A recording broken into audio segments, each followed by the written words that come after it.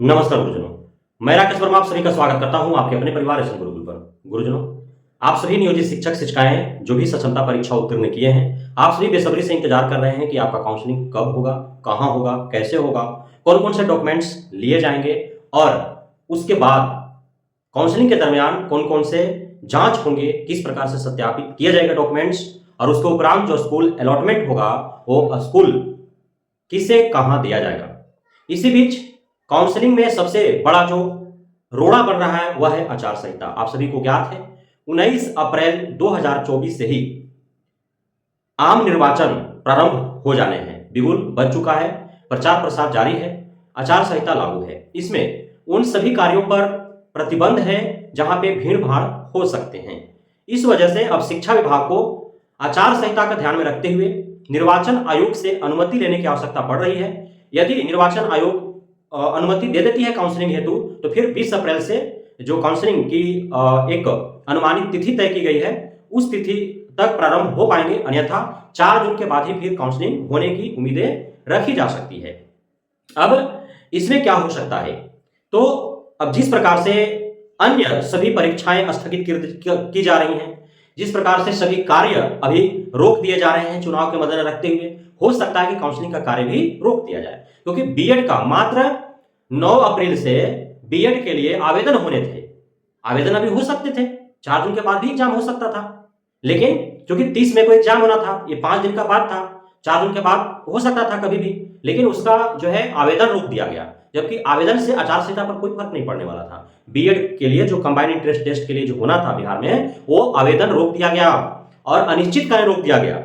अगला तिथि कब आएंगे इसकी कोई गारंटी नहीं है। अन्य जो भी परीक्षा, जैसे स्टेट का परीक्षा, स्टेट 2024 जो मार्च में, जबकि परीक्षा कैलेंडर में मार्च में दर्शाया हुआ है कि स्टेट का एग्जाम होगा 2024 में, जो प्रत्येक वर्ष 2 बार होने हैं, वह नहीं हो पाया मार्च में, अप्रैल भी आ गए, अब नहीं हो पाएगा वो। उसके बाद डीएलएड का जो डीएलएड कंबाइंड इंट्रेंस टेस्ट जो होना है उसका भी आवेदन तो हो चुके हैं, लेकिन अब परीक्षा कब होगा इसकी तिथि अभी घोषित नहीं की गई है। जबकि परीक्षा कैलेंडर जो बिहार सर्विस बोर्ड ने निकाला है तो उसके हिसाब से हो जाने चाहिए थे, लेकिन अब तक नहीं हो पाया, उसकी तिथि भी घोषित नहीं की गई है। सक्षमता परीक्षा फेज 2 की बात कही जा रही थी कि मई में ही हो जाएगा, अब तो उम्मीद कम दिख रहा है। इसलिए जब स्टेट नहीं हो सकता है, जो आवेदन हो चुका है, 5-5, 6-6 बार उसका dummy admit card time pass करने के लिए निकाला गया हो, डीएलएड के लिए कंबाइंड इंट्रेंस टेस्ट के लिए जो आवेदन हो चुका है उसका जब नहीं हो पाया, बीएड के लिए आवेदन होने थे, आवेदन स्थगित कर दिया गया, तो क्षमता परीक्षा फेज 2 मई में कैसे होंगे? या तो सपना रात में भी देखना जो है वह मुनासिब नहीं है। दिन में तो अलग बात है कि सोच लें, लेकिन रात में भी आप सपना न देखें कि अब अप्रैल में 2 माह तक कोई भी एग्जाम होगा, यह आप सोचे भी नहीं, सपना भी ना देखें। जो भी होगा 4 जून के बाद ही होगा।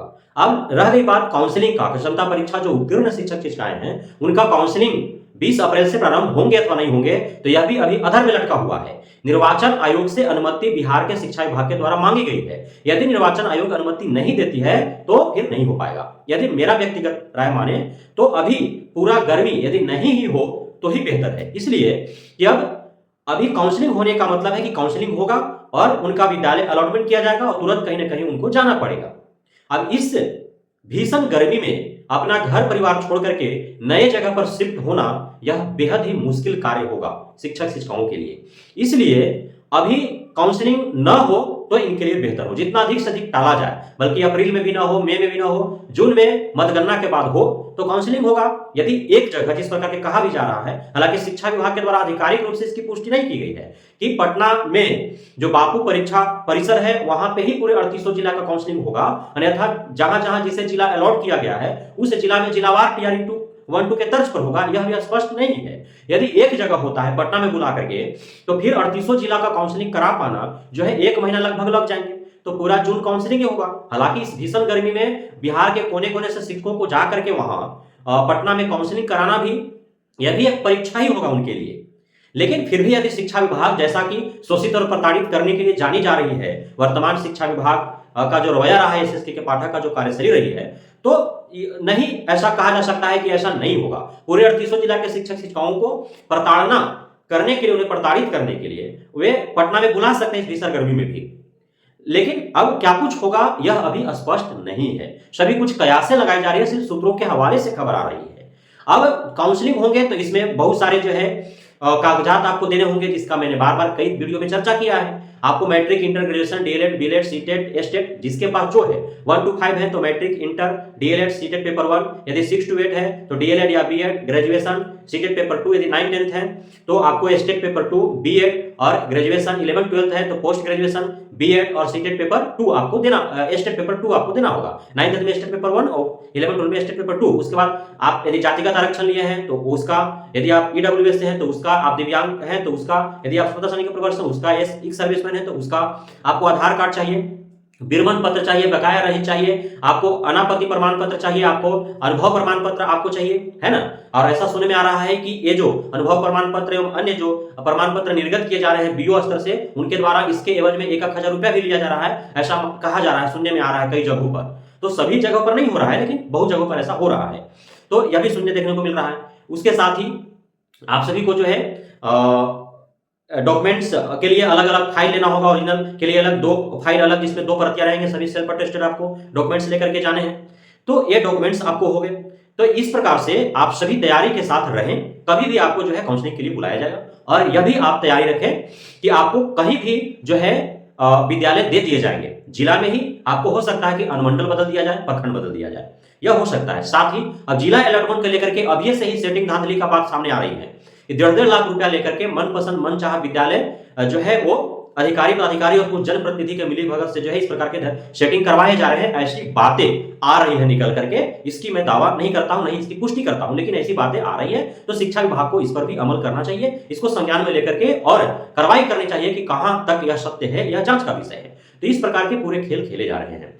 तो अब कुल मिलाकर के काउंसलिंग 20 अप्रैल से होंगे ही, यह कह पाना मुश्किल है। निर्वाचन आयोग यदि स्वीकृति प्रदान करती है तो होगी, अन्यथा नहीं होगी। डॉक्यूमेंट्स लेकर के आप सभी तैयार रहें, फाइल्स आप तैयार रखें, और साथ ही जो विद्यालय मनचाहा पाने को लेकर के जो धांधली सेटिंग 1.5 लाख रुपया लेकर के कही जा रही है, उसमें आप संलिप्त और संलग्न न हो। जांच होंगे तो आप सभी पकड़े जाएंगे और आप पे कार्रवाइयां हो सकती है। इसलिए इस सब के फेर में आपको नहीं रहना है। ईमानदारी पूर्वक आप यदि मार्क्स अच्छे लाए हैं तो अच्छे विद्यालय भी आपको मिलेंगे। लेकिन इतना तो तय है कि जिस संवर्ग में जो नियोजन इकाई में आपका नियोजन हुआ है, तो उस नियोजन इकाई को छोड़ के ही दूसरे नियोजन इकाई में ही आपको विद्यालय दिए जाएंगे।